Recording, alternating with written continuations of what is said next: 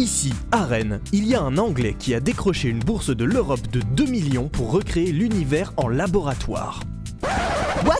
Marche arrière toute, j'ai peut-être un peu exagéré. En fait, ce Britannique, il s'appelle Yann d'ailleurs, il est astrochimiste. Ça veut dire qu'il étudie les éléments chimiques qu'il y a dans l'espace, dans les atmosphères d'autres planètes ou dans les nuages qu'il y a entre les étoiles. Bonjour Yann, pourquoi l'Europe vous a-t-elle donné tout ce cash? Pour construire un Chirp Pulse, c'est une machine qui produit des micro-ondes qui permet de détecter plusieurs espèces. On fait ça dans un caisson où on fait de très basses températures avec des détentes supersoniques. Oh là là, stop Yann, j'ai rien compris. Déjà, c'est quoi ce gros truc métallique? Alors, c'est un caisson dans lequel on peut recréer les conditions de l'espace si vous voulez. Ouais, carrément. Toutes ces bonbonnes là, c'est de l'hélium comprimé. On va introduire ce gaz comprimé dans un caisson sous vide via une tuyère de Laval. Rien à voir avec la ville. Le gaz va se détendre, sa pression va baisser quoi, et du coup on obtient un refroidissement. Ça fait la même chose quand on dégonfle un pneu de vélo, la valve devient froide. Ici, c'est tout pareil. Enfin, sauf que la détente se fait à 5 fois la vitesse du son, et en quelques microsecondes. On se retrouve dans le caisson avec ce qu'on va appeler un écoulement de gaz supersonique, uniforme et à très basse température. Moins 260 degrés Celsius environ. Incroyable, non? Pour moi, ce n'est pas très froid, on peut faire beaucoup plus froid, mais pour cette expérience, on n'en a pas besoin. Ok, mais tout ce gaz qui se détend d'un coup dans le caisson, ça risque pas de faire tout exploser? Ah non, on branche d'énormes pompes à la sortie pour évacuer le gaz aussi vite qu'il est entré, et comme ça, on arrive à créer un écoulement supersonique stable. Waouh! Elles font la taille d'une petite voiture, vos pompes!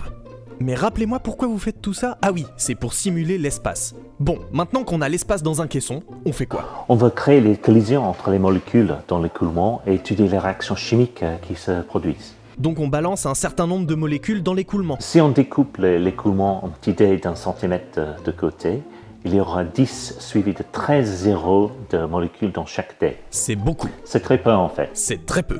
C'est à peine 0,2% de la matière qui circule dans l'écoulement. Mais quand vous injectez vos molécules par ces tuyaux, elles vont pas déjà réagir entre elles avant même d'entrer dans le caisson? On associe certaines molécules avec d'autres atomes dans des molécules plus grandes et ça les empêche de réagir.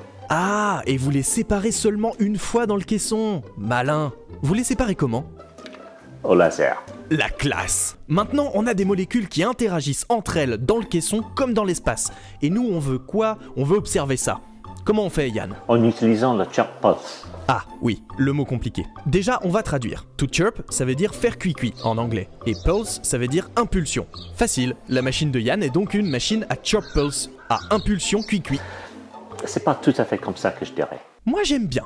Mais si on veut être plus précis, on a des molécules en collision dans l'écoulement. Certaines vont réagir entre elles pour donner naissance à des nouvelles molécules, ça s'appelle des produits de réaction, et c'est là que c'est intéressant, parce que la quantité et même l'identité de ces nouvelles molécules, on les connaît pas. Le problème, c'est que pour comprendre ce qui se passe dans l'espace, il faut savoir mesurer toutes ces molécules. Combien il y en a de telle sorte, combien il y en a de telle autre sorte, et quelle est la proportion entre les deux. Et notez bien ça parce que c'est super important d'avoir les deux en même temps. Oui, c'est super important et on va y revenir tout de suite. Pour détecter une molécule, on lui envoie une impulsion micro-ondes à une certaine fréquence. Soit on a pile choisi la bonne fréquence parce qu'on est malin, et la molécule résonne en réémettant une onde. Tout à fait, c'est cette résonance qu'on détecte. Soit on n'est pas sur la bonne fréquence et il ne se passe rien. Et on recommence en changeant de fréquence. Et c'est méga long avant de trouver une molécule qui résonne. Le problème, c'est qu'avec ce système, on ne peut détecter qu'une seule molécule à chaque fois, vu qu'il n'y a qu'une seule fréquence qui correspond à une molécule. Mais comment on fait pour trouver des molécules qui résonnent à une fréquence qu'on connaît pas, ou même des qu'on connaît mais qu'on s'attendait pas à trouver, parce qu'on a juste pas testé cette fréquence-là? Et surtout, comment on fait pour déterminer la proportion entre différentes molécules si on ne peut les détecter que une par une et pas en même temps? Le truc super important, vous vous souvenez? C'est à ça que sert le Chirp Pulse que nous allons construire. Au lieu d'avoir une seule fréquence à la fois, on balaye les fréquences. C'est ça, le chirp, le cuit-cuit d'un oiseau si vous voulez. Ingénieux. En balayant les fréquences, on fait résonner au passage toutes les molécules sensibles dans cette gamme de fréquences. Donc, on peut en détecter plusieurs d'un coup. Problème résolu.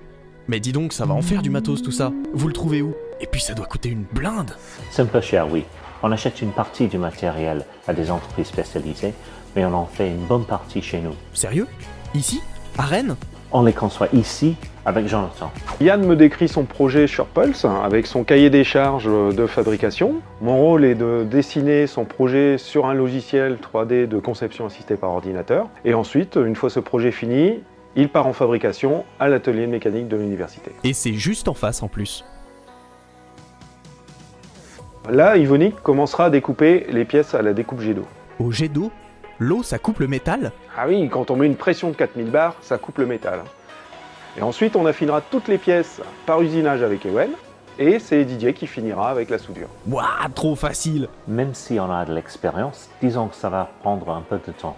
Et quand ce sera construit, vous pourrez nous dire comment les molécules elles interagissent dans l'espace et comment la vie elle est apparue dans l'univers et tout ça? Oui, quand même pas. Mais disons que si les molécules que l'on étudie n'existaient pas, les étoiles ne pourraient même pas se former. Rien que ça! Eh ben on va vous laisser bosser alors, hein. Ça, c'est Yann qui referme la porte de son laboratoire. Il a un peu la tête dans les étoiles, Yann. Allez, à la prochaine!